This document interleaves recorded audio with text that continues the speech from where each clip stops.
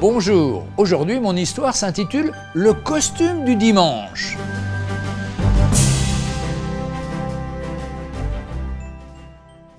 Tous les étés, nous partions en vacances chez mes grands-parents. Le dimanche, nous allions au culte, vêtus de nos plus beaux habits. Au retour, avant de passer à table, il fallait se changer et remettre nos vêtements de tous les jours. Cela me parle, ne faisons-nous pas les mêmes choses spirituellement? Le dimanche, nous portons le costume du dimanche. Nous mettons notre masque du dimanche, notre sourire du dimanche. Pendant la louange, nous fermons nos yeux d'un air très inspiré. Nous sommes remplis de bonté et de grâce. Nous avons un beau langage, bien spirituel. Et la semaine, nous remettons nos habits de tous les jours. Dans notre bouche, plus de louange, et nous ne sommes jamais contents.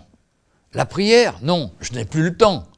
La lecture de la Bible, vite on lit la pensée du jour, dans la manne du matin, des chants de louange, dans la voiture. Nous préférons écouter les nouvelles qui sont souvent bien déprimantes. Ainsi, nous commençons la journée accablés.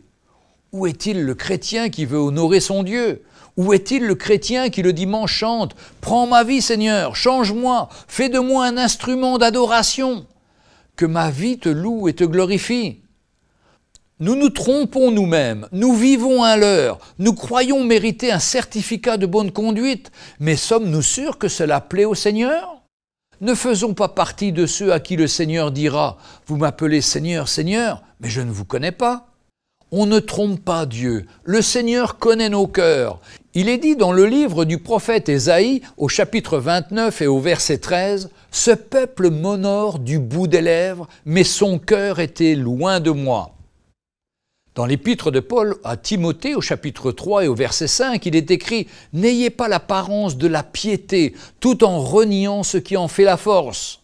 Dans le psaume 51, au verset 17, le Seigneur prend plaisir à un cœur contrit et à un esprit brisé qui tous les jours, à chaque instant, dépend de son Dieu.